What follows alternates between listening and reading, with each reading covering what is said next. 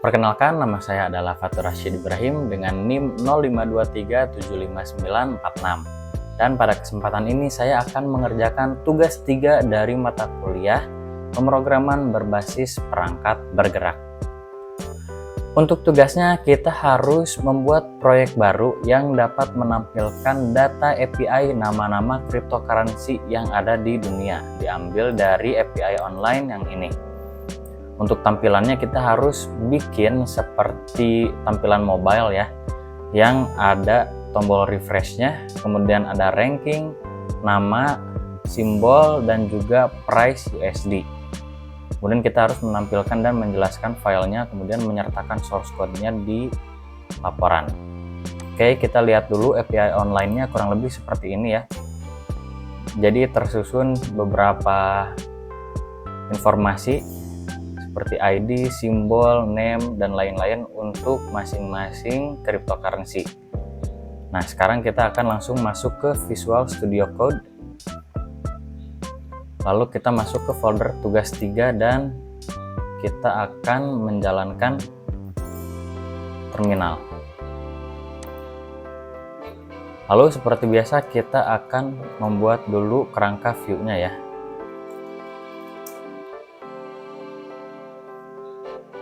Lalu kita memberi nama projectnya Crypto App. Kita akan pilih TypeScript. Lalu kita lewati ini dan kita juga lewati ini. Kemudian kita masuk ke folder Crypto App-nya dan akan menginstal framework view-nya. Tools-tools yang ada di dalamnya ya. Oke, sudah selesai. Sekarang kita akan install lagi beberapa tools atau library ya. Dari Ionic. Yang pertama adalah Ion Icons. Ini nanti digunakan untuk icon refresh. Kemudian kita juga akan install Axios untuk penarikan datanya ya. Dan yang terakhir View Router.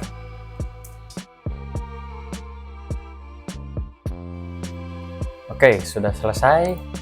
Sekarang kita akan masuk ke pengembangannya. Yang pertama, kita akan memperbaiki apa yang ada di dalam main.ts ya. Jadi main.ts ini adalah jantung dari aplikasinya. Karena tanpa main.ts, aplikasinya tidak akan bisa dijalankan. Paling yang akan saya ubah itu saya akan menambahkan CSS. CSS yang jadi bisa langsung diimplementasikan kepada aplikasi saya. Dan untuk mempersingkat waktu, di sini saya sudah menyiapkannya. Jadi sebelumnya sudah dibuat, tinggal di paste ke sini, lalu kita save. Nah, jadi yang saya tambahkan adalah core CSS ini. Karena tanpa adanya core CSS, nanti tidak akan muncul tampilannya, tidak akan muncul dengan proper gitu. Nah, kemudian kita akan lanjut ke membuat ini penarikan datanya yang tadi Axios itu ya.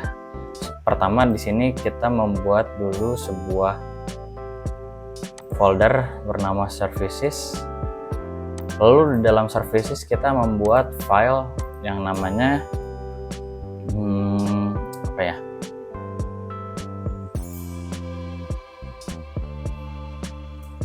cryptoservice.ts. Nah, di cryptoservice.ts ini kita akan import Axios untuk menarik data dari API-nya. Kurang lebih seperti ini. Jadi nanti dia akan get ya, melakukan eksekusi get dari api.coinlore ini.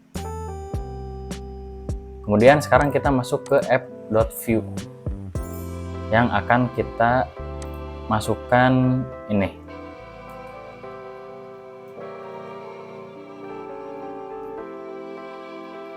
Nah, sekarang kita coba jalankan npm run dev.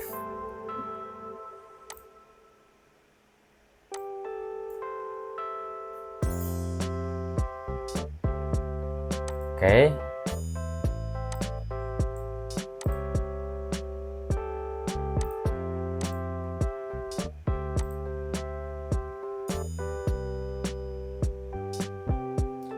Nah, kurang lebih tampilannya seperti ini ya.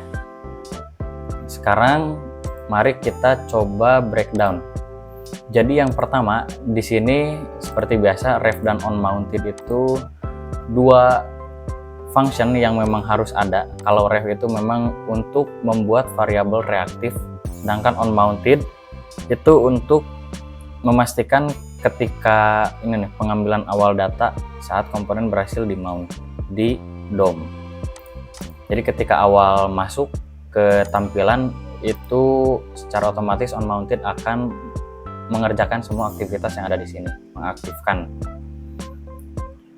Nah, kemudian kita akan import Ion App, Ion Page.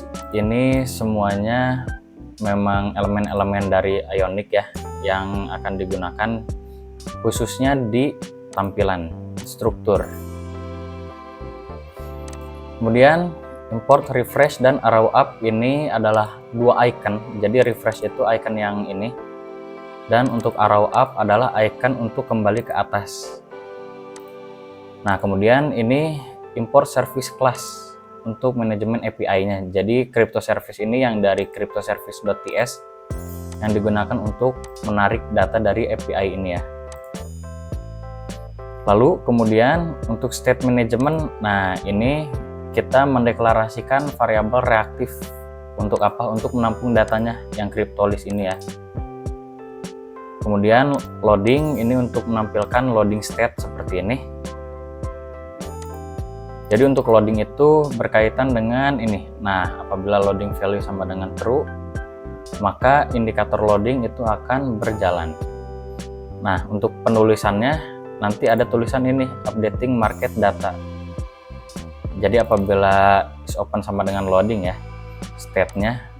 Nah, ini updating market data. Kemudian yang bagian ini adalah untuk navigation scroll dan juga logiknya. Jadi dia akan mendeteksi apabila kita udah scroll sebanyak 300 px, ini sebenarnya berkaitan ya, nanti dia akan muncul. Jadi yang pertama, dia akan mendeteksi terlebih dahulu apakah kita sudah 300 px atau belum. Kalau ternyata sudah, maka nanti akan muncul panah ininya. Ini untuk 500 itu adalah kecepatannya ya, 500 milisecond. Jadi kecepatan ketika kita klik scroll ke atasnya itu 500 milisecond. Nah, kemudian di sini adalah data fetchingnya atau penarikan datanya itu secara asinkronus. Kemudian berikutnya ini adalah error catching. Jadi apabila ternyata ada error, nanti dia akan menampilkan errornya.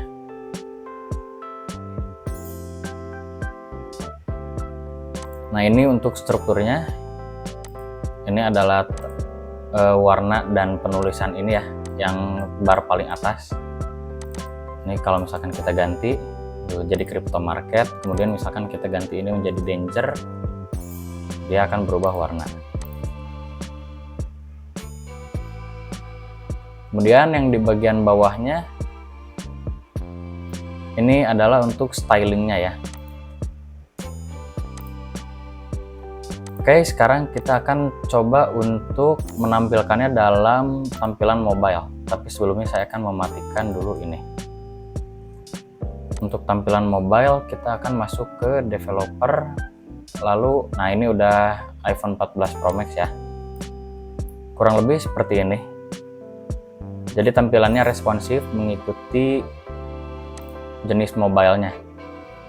Misalkan sekarang kita ganti menjadi iPhone SE. Nah, dia juga akan otomatis menyesuaikan aspek rasionya. iPad. Kemudian misalkan S20 Ultra ya, Samsung.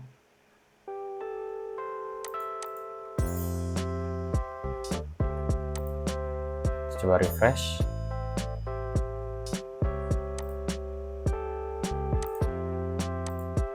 Oke, kurang lebih seperti itu yang bisa saya sampaikan. Mohon maaf apabila terdapat kekeliruan dan kekurangan. Terima kasih telah menyaksikan.